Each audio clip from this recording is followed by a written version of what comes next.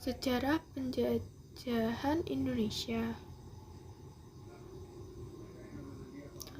Masa penjajahan Indonesia tidak langsung dimulai ketika orang-orang Belanda pertama kali menginjakan kaki di Nusantara pada akhir abad ke-16. Sebaliknya, proses penjajahan oleh bangsa Belanda merupakan proses ekspansi politik yang lama, bertahap, dan berlangsung selama beberapa abad sebelum mencapai batas-batas wilayah Indonesia seperti yang ada sekarang. Selama abad ke-18,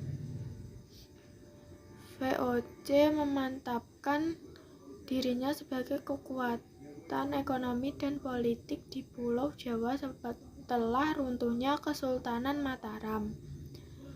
Perusahaan dagang Belanda ini telah menjadi kekuatan utama di perdagangan Asia sejak awal 1600-an, tetapi pada abad ke-18 mulai mengembangkan minat untuk campur tangan dan politik pribumi di Pulau Jawa demi meningkatkan kekuasaannya pada ekonomi lokal.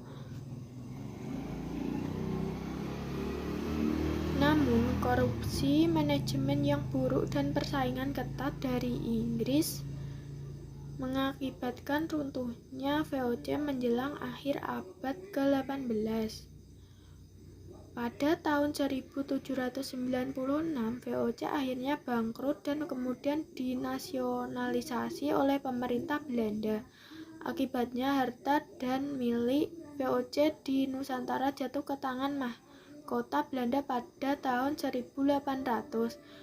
Namun ketika Perancis menduduki Belanda antara tahun 1806 dan 1815, aset-aset tersebut dipindahkan ke tangan Inggris. Setelah kekalahan Napoleon di Waterloo, diputuskan bahwa sebagian besar wilayah Nusantara kembali ke tangan Belanda.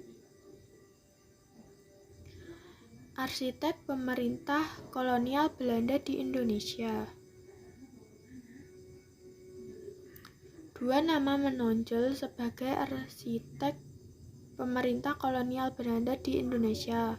Pertama, Herman Willem Daendels, Gubernur Jenderal 1808 sampai dengan 1811 ketika Belanda dikuasai oleh Prancis, dan kedua, Letnan Inggris Stamford Raffles, Gubernur Jenderal 1811 sampai 1816 ketika Jawa dikuasai Inggris. Daendels mereorganisasi pemerintah kolonial pusat dan daerah dengan membagi Pulau Jawa dalam distrik yang dipimpin oleh seorang pegawai negeri sipil Eropa yang disebut Regent, yang secara langsung merupakan bawahan dari dan harus melaporkan kepada Gubernur Jenderal di Batavia. Para residen ini bertanggung jawab atas berbagai hal di residensi mereka, termasuk masalah hukum dan organisasi pertanian. Raffles melanjutkan reorganisasi pendahuluannya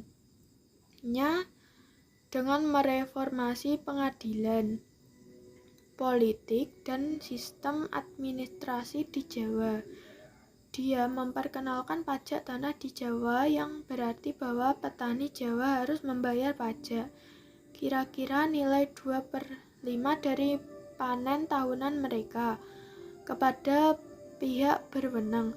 Raffles juga sangat tertarik dengan budaya dan bahasa Jawa. Pada tahun 1817 ia menerbitkan bukunya The History of Java, salah satu karya akademis pertama yang topiknya Pulau Jawa. Namun reorganisasi administrasinya yang diterapkan Raffles juga berarti meningkatkan investasi pihak asing di masyarakat dan ekonomi Jawa, yang tercermin dari meningkatkan jumlah pejabat peringkat menengah Eropa yang bekerja di residensi di Pulau Jawa. Antara tahun 1825 dan tahun 1890, jumlah ini meningkat dari 73 menjadi 190 pejabat Eropa. Setelah pemerintahan kolonial Belanda di Jawa adalah sistem yang direct maupun dualistik bersamaan dengan hierarki Belanda atau hierarki pribumi yang berfungsi sebagai perantara antara petani Jawa dan layanan sipil Eropa. Bagian atas struktur hierarki pribumi ini terdiri dari para aristokrasi Jawa sebelum para pejabat yang mengelola kerajaan Mataram. Namun karena dikuasai penjajah, para penyirik dipaksa melaksanakan kehendak Belanda. Meningkatnya dominasi Belanda atas Pulau Jawa tidak datang tanpa perlawanan. Ketika pemerintahan kolonial Belanda memutuskan untuk membangun jalan di tanah yang dimiliki Pangeran Diponegoro, yang ditunjuk sebagai wali tahta Yogyakarta setelah kematian mendadak saudara tirinya. Ia memberontak dengan didukung oleh mayoritas penduduk di Jawa Tengah dan ia menjadikannya perang jihad. Perang ini berlangsung tahun 1825 sampai 1830 dan mengakibatkan kematian sekitar 215 orang, sebagian besar orang Jawa. Tapi setelah Perang Jawa selesai dan Pangeran Diponegoro ditangkap, Belanda jauh lebih kuat di Jawa dibandingkan sebelumnya. Tanam paksa atau sistem kultivasi di Jawa. Persaingan dengan para pedagang Inggris, Perang Napoleon di Eropa, dan Perang Jawa mengakibatkan beban keuangan yang berat. Bagi pemerintah Belanda diputuskan bahwa Jawa harus menjadi sebuah sumber pendapatan utama untuk Belanda dan karena itu Gubernur Jenderal Van de Bos mendorong dimulai era tanam paksa, atau para sejarawan di Indonesia mencatat periode ini sebagai era tanam paksa. Namun pemerintah kolonial Belanda menyebutkan Kulturstijl, yang artinya sistem kultivasi, di tahun 1830.